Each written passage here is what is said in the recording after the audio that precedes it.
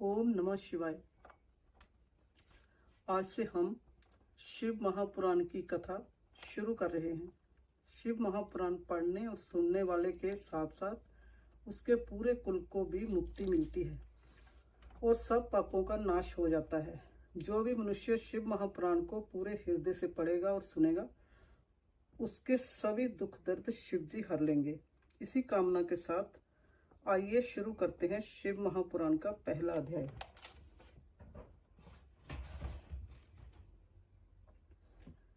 सूत जी द्वारा शिव पुराण की महिमा का वर्णन। श्री शौनक जी ने पूछा, महाज्ञानी सूत जी, आप संपूर्ण सिद्धांतों के ज्ञाता हैं, कृपया मुझसे पुराणों के सार का वर्णन करें। ज्ञान और वैराग्य सहित भक्ति से प्राप्त विवेक की वृद्धि कैसे होती है तथा साधु पुरुष कैसे अपने काम, क्रोध आदि विकारों का निवारण करते हैं। इस कलयुग में सभी जीव आश्री स्वभाव के हो गए हैं। अब कृपा करके मुझे ऐसा साधन बताइए जो कल्याणकारी एवं मंगलकारी हो तथा पवित्रता लिए हो। प्रभु, वह ऐसा साधन हो जिससे मनुष्य की शुद्धि हो जाए और उस निर्मल हृदय वाले पुरुष को सदैव के लिए शिव की प्राप्ति हो जाए। श्री सूत जी ने उत्तर दिया, शौनक जी, आप धन्य हैं, क्योंकि आपके मन में पुराण कथा को सुनने के लिए अपार प्रेम व लालसा है। इसलिए मैं तुम्हें परम उत्तम शास्त्र की कथा सुनाता हूँ। वत्स, संपूर्ण सिद्धांत से संपन्न, भक्ति को बढ़ाने वाला तथा शिव जी को संतुष्ट करने वाला अमृत के समान दिव्य शास्त्र है शिव पुराण। इसका पूर्व काल में शिव जी ने ही प्रवचन किया था। गुरुदेव व्यास ने संत कुमार मुनि का उपदेश पाकर आदर पूर्वक इस पुराण की रचना की है। यह पुराण कलयुग में मनुष्यों के हित का परम साधन है। शिव पुराण परम उत्तम शास्त्र है। इस पृथ्वी लोक में सभी मनुष्यों को भगवान शिव के विशाल स्वरूप को समझना चाहिए। इसे पढ़ना व सुनना सर्व साधन है। यह मनोवांछित फलों को देने वाला है। इससे मनुष्य निष्पाप हो जाता है तथा इस लोक में सभी सुखों का उपभोग करके अंत में शिवलोक को प्राप्त करता है। शिव पुराण में 24,000 श्लोक हैं, जिसमें 7 संहिताएं हैं। शिव पुराण पर ब्रह्मा परमात्मा के समान गति प्रदान करने वाला है। मनुष्य को पूरी भक्ति एवं संयम पूर्वक इसे सुनना चाहिए। जो मनुष्य प्रेम पूर्वक नित्य इसको बाँचता है या इसका पाठ करता है, वह निस्संदेह पुण्य आत्मा है। भगवान शिव उस विद्वान पुरुष पर प्रसन्न होकर उसे अपना दाम प्रदान करते हैं। प्रतिदिन आदर पूर्वक शिव पुराण का पूजन करने वाले मनुष्य संसार में संपूर्ण भोगों को भोगकर भगवान शिव के पद को प्राप्त करते हैं। वे सदा सुखी रहते हैं।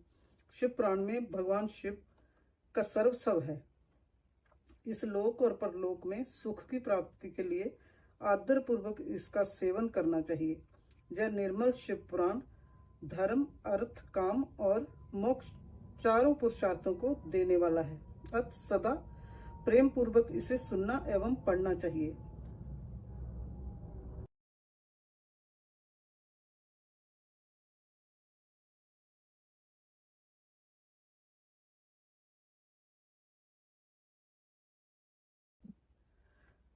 दूसरा अध्याय, देवराज को शिवलोक की प्राप्ति। चंचला का संसार से वैराग्य। श्री शौनक जी ने कहा, आप धन्य हैं सूत जी, आप परमार्थ तत्व के ज्ञाता हैं। आपने हम पर कृपा करके हमें यह अद्भुत और दिव्य कथा सुनाई है। भूतल पर इस कथा के समान कल्याण का और कोई साधन नहीं है। आपकी कृपा से यह बात हमने समझ ली है। सूत जी, इस कथा के द्वारा कौन से पापी शुद्ध होते हैं, उन्हें कृपा पूर्वक बताकर इस जगत को कृतार्थ कीजिए। सूत जी बोले, मुने, जो मनुष्य पाप, दुराचार तथा काम, क्रोध, मद, लोभ में निरंतर डूबे रहते हैं, वे भी शिव पुराण पढ़ने अथवा सुनने से शुद्ध हो जाते हैं तथा उनके पापों का पूर्णतः नाश हो जाता है। इस विषय में मैं तुम्हें एक कथा सुनाता हूँ। देवराज ब्राह्मण की कथा। बहुत पहले की बात है। किरातों के नगर में देवराज नाम का एक ब्राह्मण रहता था। वह ज्ञान में दुर्लभ, गरीब, रस बेचने वाला तथा वैदिक धर्म से विमुख था। वह स्नान संध्या नहीं करता था तथा उसमें वैश्यवृत्ति बढ़ती ही जा रही थी। वह भक्तों को ठगता था। उसने अनेक मनुष्यों को मारकर उन सबका धन हड़प लिया था। उस पापी ने थोड़ा सा भी धन धर्म के काम में नहीं लगाया था। वह वेश्यागामी तथा आचार भ्रष्ट था। एक दिन वह घूमता हुआ दैव जोग से प्रतिष्ठानपुर जूसी प्रयाग जा पहुंचा। वहां उसने एक शिवालय देखा जहां बहुत से साधु महात्मा एकत्र हुए थे। देवराज वहीं ठहर गया। वहां रात में उससे जबर आ गया और उसे बड़ी पीड़ा होने लगी। वहीं पर एक ब्राह्मण देवता शिव पुराण की कथा सुना रहे थे। जबर में पड़ा देवराज भी ब्राह्मण के मुख से शिव कथा को निरंतर सुनता रहता था। एक मास बाद देवराज जबर से पीड़ित अवस्था में ही चल बसा। जमराज के दूत उसे बांधकर जमपुरी ले गए। तभी वहां शिवलोक से भगवान शिव के पार्षद गण आ गए। वे कपूर के समान उज्जवल थे। उनके हाथ में त्रिशूल, संपूर्ण शरीर पर भस्म और गले में रुद्राक्ष की माला उनके शरीर की शोभा बढ़ा रही थी। उन्होंने जमराज के दूतों को मार पीट कर देवराज को जमदूतों के चंगुल से छुड़ा लिया और वह उसे अपने अद्भुत विमान में बिठाकर जब कैलाश पर्वत पर ले जाने लगे तो जमपुरी में कोलाहल मच गया, जिसे सुनकर जमराज अपने भवन से बाहर आए। साक्षात रुद्रों के समान प्रतीत होने वाले इन दूतों का धर्मराज ने विधि पूर्वक पूजन कर ज्ञान दृष्टि से सारा मामला जान लिया। उन्होंने भय के कारण भगवान शिव के दूतों से कोई बात नहीं पूछी। तत्पश्चात शिवदूत देवराज को लेकर कैलाश चले गए और वहां पहुंचकर उन्होंने ब्राह्मण को कर्णावतार भगवान शिव के हाथों में सौंप दिया। शौनक जी ने कहा, महाभाग सूत जी, आप सर्वज्ञ हैं। आपके कृपा प्रसाद से मैं कृतार्थ हुआ। इस इतिहास को सुनकर मेरा मन आनंदित हो गया। अत भगवान शिव में प्रेम बढ़ाने वाली दूसरी कथा भी कहिए।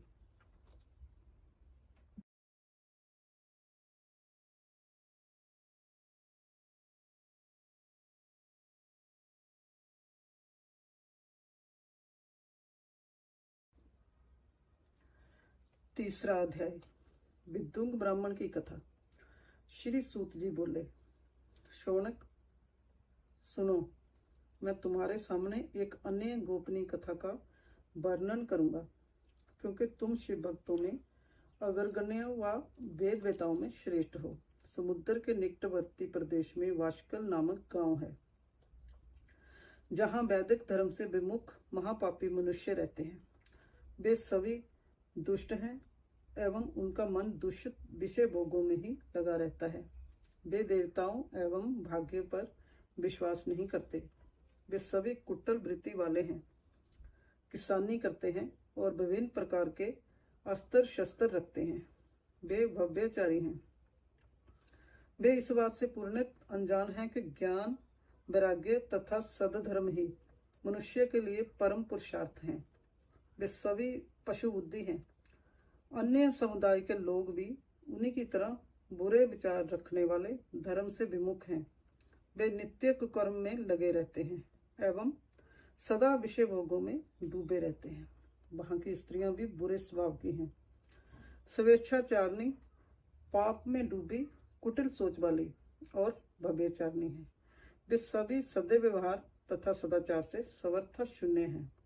वहां सिर्फ दुष्टों का निवास है। बाशकल नामक गांव में विदुंग नाम का एक ब्राह्मण रहता था। वह अधर्मी, दुरात्मा एवं महापापी था। उसकी स्त्री बहुत सुंदर थी। उसका नाम चंचला था। वह सदा उत्तम धर्म का पालन करती थी, परंतु विदुंग वेश्यागामी था। इस तरह कुकर्म करते हुए बहुत समय व्यतीत हो गया। उसकी स्त्री काम से पीड़ित होने पर भी, सब धर्म नाश के भय से क्लेश सहकर भी काफी समय तक धर्म भ्रष्ट नहीं हुई।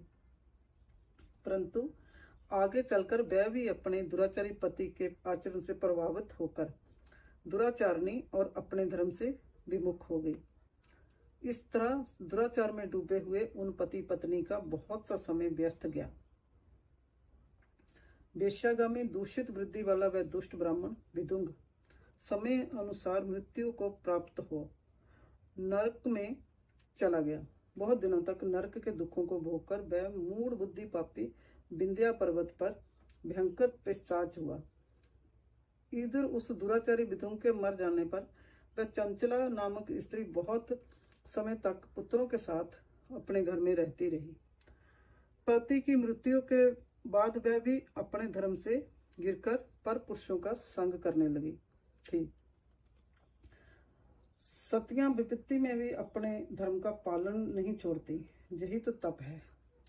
तप कठिन तो होता है, लेकिन इसका फल मीठा होता है। विषयी इस सत्य को नहीं जानता, इसीलिए वह विषयों के विषफल का स्वाद लेते हुए भोग करता है। एक दिन दैव जोग से किसी पुण्य पर्व के आने पर वह अपने भाई बंधुओं के साथ गोकर्ण क्षेत्र में गई। उसने तीर्थ के जल में स्नान किया एवं बंधुजनों के साथ जतर ततर घूमने लगी। घूमते घूमते वह एक देव मंदिर में गई। वहां उसने एक ब्राह्मण के मुख से भगवान शिव की परम पवित्र एवं मंगलकारी कथा सुनी। कथावाचक ब्राह्मण कह रहे थे कि जो स्त्रियां व्यभिचार करती हैं, वे मरने के बाद जब जमलोक जाती हैं, तब जमराज के दूत उन्हें तरह तरह से जंतरा देते हैं। वे उसके कामंगों को तप्त लो दंडों से दागते हैं। तप्त लो के पुरुष उसका संसर्ग कराते हैं। ये सारे दंड इतनी वेदना देने वाले होते हैं कि जीव पुकार पुकार कर कहता है कि अब वह ऐसा नहीं करेगा, लेकिन जमदूत उसे छोड़ते नहीं। कर्मों का फल तो सभी को भोगना पड़ता है। देव ऋषि मनुष्य सभी इससे बंधे हुए हैं। ब्राह्मण के मुख से जय वैराग्य बढ़ाने वाली कथा सुनकर चंचला भय से व्याकुल हो गई। कथा समाप्त होने पर सभी लोग वहां से चले गए। तब कथा बांचने वाले ब्राह्मण देवता से चंचला ने कहा, हे ब्राह्मण, धर्म को न जानने के कारण मेरे द्वारा बहुत बड़ा दुराचार हुआ है। स्वामी, मेरे ऊपर कृपा कर मेरा उद्धार कीजिए। आपके प्रवचन को सुनकर मुझे इस संसार से वैराग्य हो गया है। मुझ मूढ़ चित्त वाली पापनी को धिक्कार है। मैं निंदा के योग्य हूँ। मैं बुरे विषयों में फंसकर अपने धर्म से विमुख हो गई थी।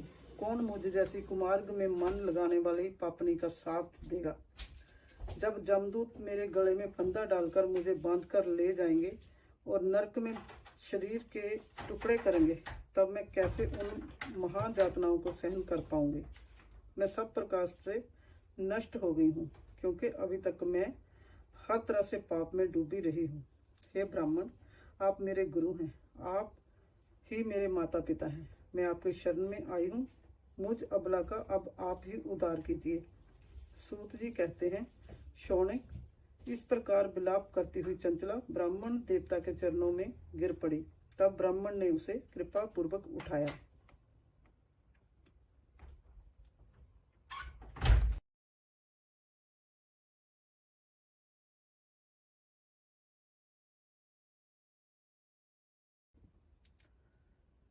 चौथा अध्याय। चंचला की शिव कथा सुनने में रुचि और शिवलोक गमन। ब्राह्मण बोले, नारी, तुम सौभाग्यशाली हो जो भगवान शंकर की कृपा से तुमने वैराग्यपूर्ण शिव पुराण की कथा सुनकर समय से अपनी गलती का एहसास कर लिया है। तुम डरो मत और भगवान शिव की शरण में जाओ। उनकी परम कृपा से तुम्हारे सभी पाप नष्ट हो जाएंगे। मैं तुम्हें भगवान शिव की कथा सहित वह मार्ग बताऊंगा जिसके द्वारा तुम्हें सुख देने वाली उत्तम गति प्राप्त होगी।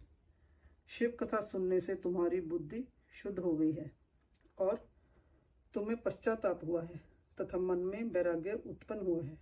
पश्चाताप ही पाप करने वाले पापियों के लिए सबसे बड़ा प्रायश्चित है। पश्चाताप ही पापों का शोधक है।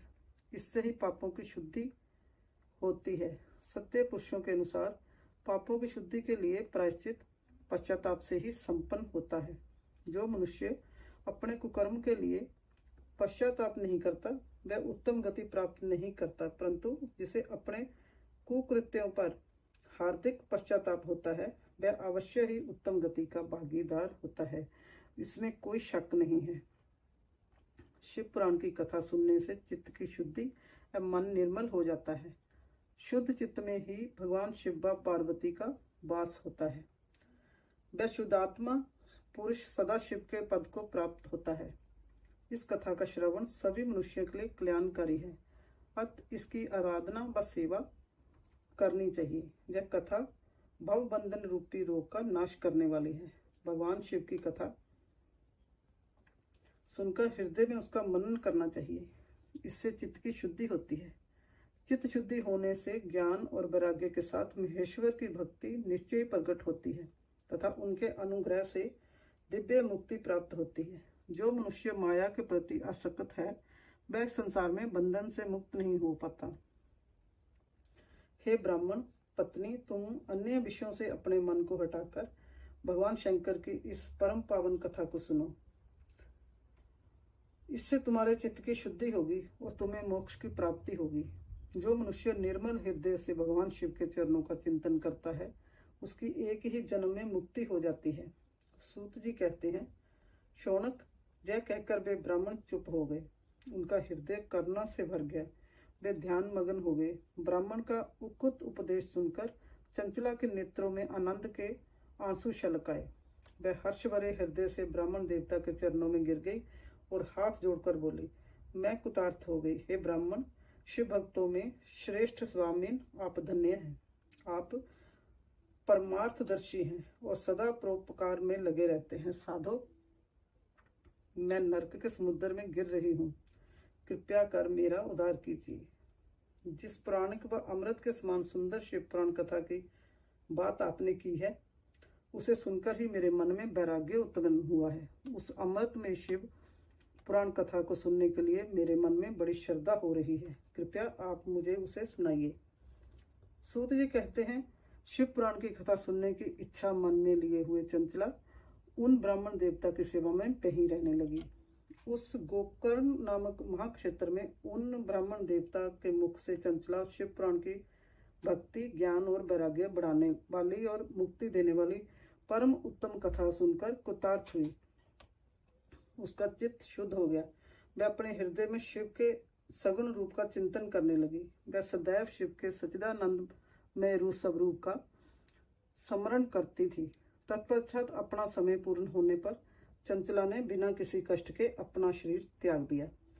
उसे लेने के लिए एक दिव्य विमान वहां पहुंचा। यह विमान शोभा साधनों से सजा था एवं शिव गुणों से सुशोभित था। चंचला विमान से शिवपुरी पहुंची। उसके सारे पाप धुल गए। वह दिव्यांगना हो गई। वह गौरांगी देवी मस्तक पर अर्धचंद्र का मुकुट व अन्य दिव्य आभूषण पहने शिवपुरी पहुंची। वहां उसने सनातन देवता त्रिनेत्रधारी महादेव शिव को देखा। सभी देवता उनकी सेवा में भक्ति भाव से उपस्थित थे। उनकी अंग कांति करोड़ों सूर्यों के समान प्रकाशित हो रही थी। 5 मुख और हर मुख में 3-3 नेत्र थे। मस्तक पर अर्धचंद्राकार मुकुट शोभायमान हो रहा था। कंठ में नील चिन्ह था। उनके साथ में देवी गौरी विराजमान थी, जो विद्युत पुंज के समान प्रकाशित हो रही थी। महादेव जी की कांति कपूर के समान गौर थी। उनके शरीर पर श्वेत वस्त्र थे तथा शरीर श्वेत भस्म से युक्त था। इस प्रकार भगवान शिव के परम उज्जवल रूप के दर्शन कर चंचला बहुत प्रसन्न हुई। उसने भगवान को बारंबार प्रणाम किया और हाथ जोड़कर प्रेम, आनंद और संतोष से युक्त हो विनीत भाव से खड़ी हो गई। उसके नेत्रों से अनंत अश्रुओं की धारा बहने लगी। भगवान शंकर व भगवती गौरी उमा ने करुणा के साथ सौम्य दृष्टि से देखकर चंचला को अपने पास बुलाया। गौरी उमा ने उसे प्रेम पूर्वक अपनी सखी बना लिया। चंचला सुखपूर्वक भगवान शिव के धाम में उमा देवी की सखी के रूप में निवास करने लगी।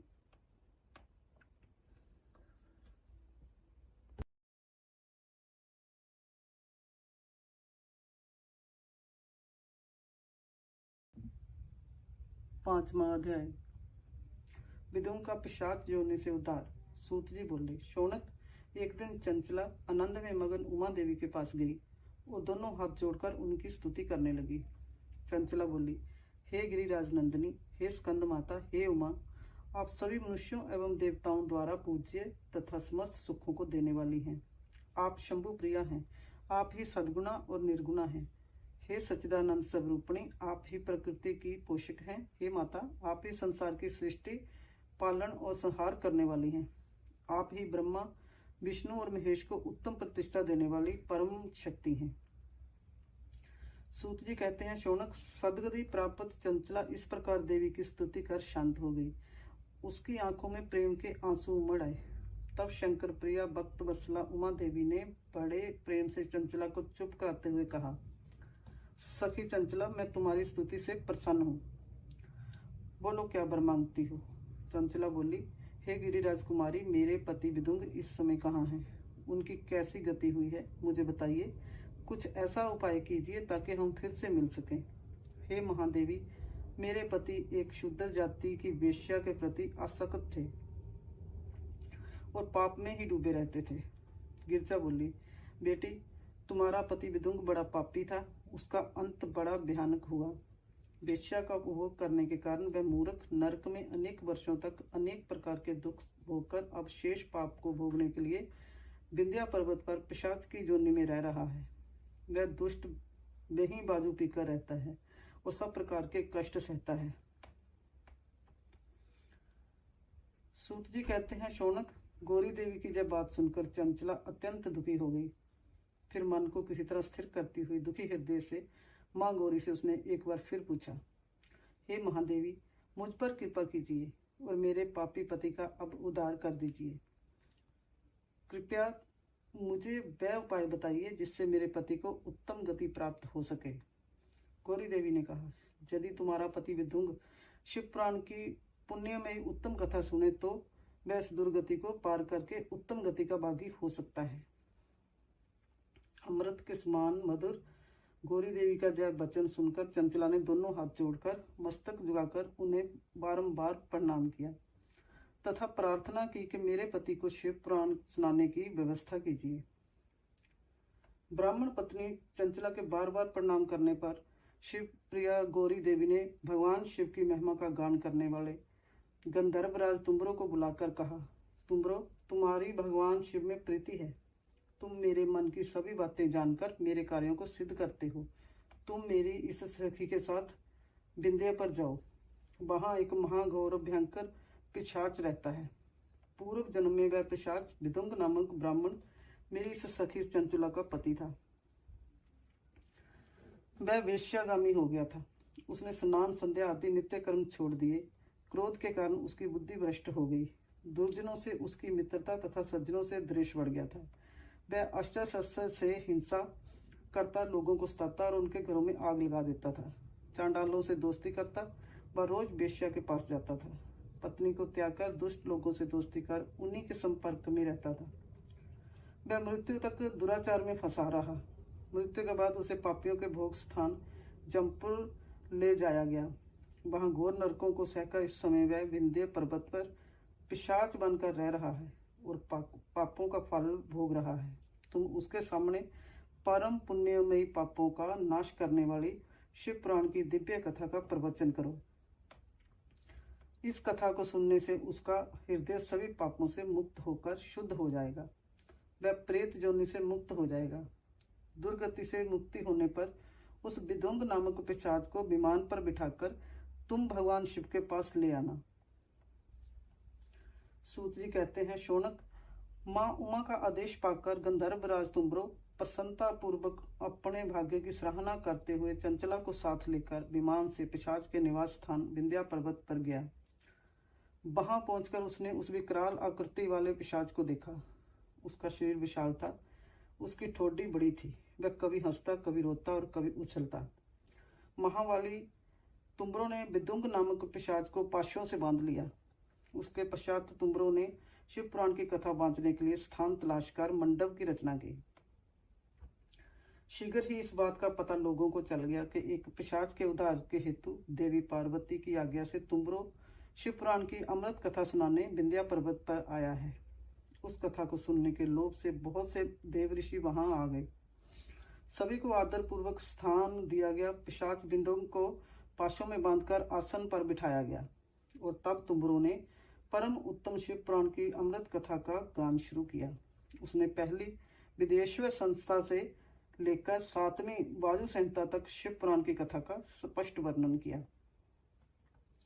7 संहिताओं सहित शिव पुराण को सुनकर सभी श्रोता कुतूहल हो गए। परम पुण्य में शिव पुराण को सुनकर पिशाच सभी पापों से मुक्त हो गया और उसने पिशाच शरीर का त्याग कर दिया। शीघ्र ही उसका रूप दिव्य हो गया। उसका शरीर गौरवर्ण का हो गया। शरीर पर श्वेत वस्त्र एवं पुरुषों के आभूषण आ गए। इस प्रकार दिव्य देहधारी होकर विदुंग अपनी पत्नी चंचला के साथ स्वयं भी भगवान शिव का गुणगान करने लगा। उसे इस दिव्य रूप में देखकर सभी को बहुत आश्चर्य हुआ। उसका मन परम आनंद से परिपूर्ण हो गया। सभी भगवान महेश्वर के अद्भुत चित्र को सुनकर कुतूहल हो गए। उनका यशोगान करते हुए अपने अपने धाम को चले गए। विदुंग अपनी पत्नी चंचला के साथ विमान में बैठकर शिवपुरी की ओर चल दिया। महेश्वर के गुणों का गान करता हुआ विदुंग अपनी पत्नी चंचला व तुम्बरों के साथ शीघ्र ही शिव धाम पहुंच गया। भगवान शिव व देवी पार्वती ने उसे अपना पार्षद बना लिया। दोनों पति पत्नी सुखपूर्वक भगवान महेश्वर एवं देवी गौरी के श्री चरणों में अविचल निवास पाकर धन्य हो गए।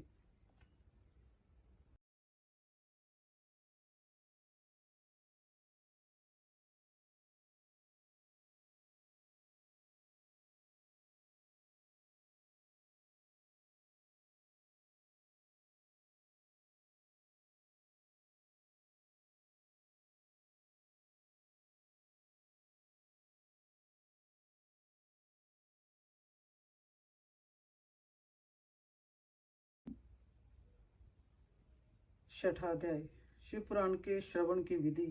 शौनक जी कहते हैं, महाप्रयाग सूत जी, आप धन्य एवं शिव भक्तों में श्रेष्ठ हैं। हम पर कृपा कर हमें कल्याणमय शिव पुराण के श्रवण की विधि बताइए, जिससे सभी श्रोताओं को संपूर्ण उत्तम फल की प्राप्ति हो। सूत जी ने कहा, मुने शौनक, तुम्हें संपूर्ण फल की प्राप्ति के लिए मैं शिव पुराण की विधि सविस्तार बताता हूँ। सर्वप्रथम किसी ज्योतिषी को बुलाकर दान से संतुष्ट कर उससे कथा का शुभ मुहूर्त निकलवाना चाहिए और उसकी सूचना का संदेश सभी लोगों तक पहुंचाना चाहिए कि हमारे यहाँ शिव पुराण की कथा होने वाली है। अपने कल्याण की इच्छा रखने वालों को इसे सुनने अवश्य पधारना चाहिए। देश देश में जो भी भगवान शिव के भक्त हों तथा शिव कथा के कीर्तन और श्रवण के उत्सुक हों, उन सभी को आदर पूर्वक बुलाना चाहिए। उनका आदर सत्कार करना चाहिए। शिव पुराण सुनने के लिए मंदिर, तीर्थ, वन प्रांत अथवा घर में ही उत्तम स्थान का निर्माण करना चाहिए। केले के खंभों से सुशोभित कथा मंडप तैयार कराएं। उसे सब और फल पुष्प सुंदर चंदोवे से अलंकृत करें। चारों कोनों पर ध्वज लगाकर उसे विभिन्न सामग्री से सुशोभित करें। भगवान शंकर के लिए भक्ति पूर्वक दिव्य आसन का निर्माण करना चाहिए तथा कथावाचक के लिए भी दिव्य आसन का निर्माण करना चाहिए। नियम पूर्वक कथा सुनने वालों के लिए भी सुयोग्य आसन की व्यवस्था करें तथा अन्य लोगों के बैठने की भी व्यवस्था करें। कथा वाचने वाले विद्वान के प्रति कभी बुरी भावना ना रखें। संसार में जन्म तथा गुणों के कारण बहुत से गुरु होते हैं, परंतु उन सब में पुराणों का ज्ञाता ही परम गुरु माना जाता है। पुराण वेत्ता पवित्र, शांत, साधु, ईर्ष्या पर विजय प्राप्त करने वाला और दयालु होना चाहिए। ऐसे गुणी मनुष्य को ही इस पुण्यमयी कथा को बांचना चाहिए। सूर्योदय से 3:30 पहर तक इसे बांचने का उपयुक्त समय है। मध्याह्न काल में 2 घड़ी तक कथा बंद रखनी चाहिए ताकि लोग मलमूत्र का त्याग कर सकें।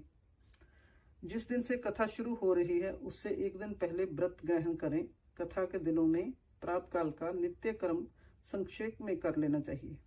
वक्ता के पास उसकी सहायता हेतु एक विद्वान व्यक्ति को बैठाना चाहिए जो कि सब प्रकार के संशयों को दूर कर लोगों को समझाने में कुशल हो। कथा में आने वाले विघ्नों को दूर करने के लिए सर्वप्रथम गणेश जी का पूजन करना चाहिए। भगवान शिव व शिव पुराण की भक्ति भाव से पूजा करें। तत्पश्चात श्रोता तन मन से शुद्ध होकर आदर पूर्वक शिव पुराण की कथा सुने। जो वक्ता और श्रोता अनेक प्रकार के कर्मों से भटक रहे हों, काम आदि 6 विकारों से युक्त हों, वे पुण्य के भागी नहीं हो सकते। जो मनुष्य अपने सभी चिंताओं को भूलकर कथा में मन लगाते हैं, उन शुद्ध बुद्धि मनुष्यों को उत्तम फल की प्राप्ति होती है।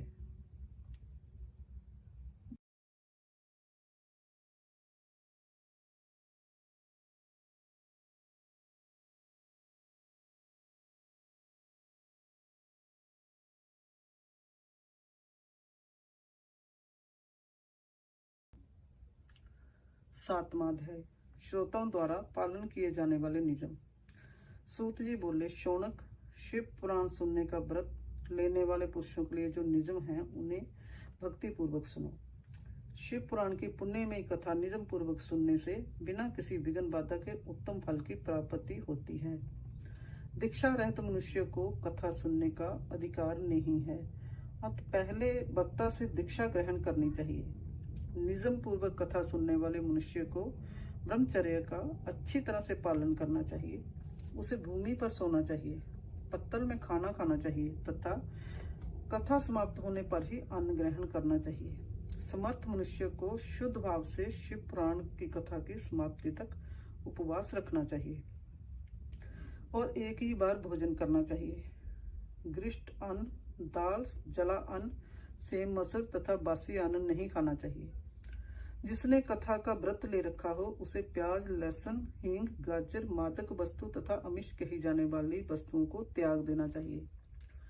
ऐसा मनुष्य प्रतिदिन सत्य, शौच, दया, मौन, सरलता, विनय तथा हार्दिक उदारता और सद्गुणों को अपनाए तथा साधु संतों की निंदा का त्याग नियम पूर्वक कथा सुने। सकाम मनुष्य इस कथा के प्रभाव से अपनी अभीष्ट कामना प्राप्त करता है और निष्काम मोक्ष प्राप्त करता है। सभी स्त्री पुरुषों को विधि विधान से शिव पुराण की उत्तम कथा को सुनना चाहिए। महर्षि शिव पुराण की समाप्ति पर श्रोता को भक्ति पूर्वक भगवान शिव की पूजा की तरह पुराण पुस्तक की पूजा भी करनी चाहिए तथा इसके पश्चात विधि पूर्वक वक्ता का भी पूजन करना चाहिए। पुस्तक को रखने के लिए नया और सुंदर बस्ता बनाएं। पुस्तक व वक्ता की पूजा के उपरांत वक्ता की सहायता हेतु बुलाए गए पंडित का भी सत्कार करना चाहिए। कथा में पधारे अन्य ब्राह्मणों को भी अन्न धन का दान दें। गीत, वाद्य और नृत्य से उत्सव को महान बनाएं। विरक्त मनुष्यों को कथा समाप्ति पर गीता का पाठ करना चाहिए तथा गृहस्थ को श्रवण कर्म की शांति हेतु होम करना चाहिए। होम रुद्र संहिता के श्लोकों द्वारा अथवा गायत्री मंत्र के द्वारा करें। यदि हवन करने में असमर्थ हों, भक्ति पूर्वक शिव सहस्त्र नामों का पाठ करें। कथा श्रवण संबंधी व्रत की पूर्णता के लिए शहद से बनी खीर का भोजन 11 ब्राह्मणों को कराकर उन्हें दक्षिणा दें। समुद्र मनुष्य 3 तोले सोने का एक सुंदर सिंहासन बनाए और उसके ऊपर लिखी अथवा लिखाई हुई शिव पुराण की लिखी पोथी को विधि पूर्वक स्थापित करें तथा पूजन करके दक्षिणा जलाएं। फिर आचार्य का वस्त्र, आभूषण एवं गंध से पूजन करके दक्षिणा सहित वह पुस्तक उन्हें भेंट कर दें। शौनक, इस पुराण के दान के प्रभाव से भगवान शिव का अनुग्रह पाकर मनुष्य भव बंधन से मुक्त हो जाता है। शिव पुराण को विधि पूर्वक संपन्न करने पर यह संपूर्ण फल देता है तथा भोग और मोक्ष प्रदान करता है। मुने, शिव पुराण का सारा महात्म्य जो संपूर्ण फल देने वाला है मैंने तुम्हें सुना दिया है। अब आप और क्या सुनना चाहते हो? श्रीमान, शिव पुराण सभी पुराणों के माथे का तिलक है। जो मनुष्य सदा भगवान शिव का ध्यान करते हैं, जिनकी वाणी शिव के गुणों की स्तुति करती है और जिनके कानों उनकी कथा सुनते हैं, उनका जीवन सफल हो जाता है। वे संसार सागर से पार हो जाते हैं। ऐसे लोग इहलोक और परलोक में सदा सुखी रहते हैं। भगवान शिव के सच्चिदानंद स्वरूप का स्पर्श पाकर ही समस्त प्रकार के कष्टों का निवारण हो जाता है। उनकी महिमा जगत के बाहर और भीतर दोनों जगह विद्यमान है। उन अनंत रूप परम शिव की मैं शरण लेता हूँ। ओम नमो शिवाय।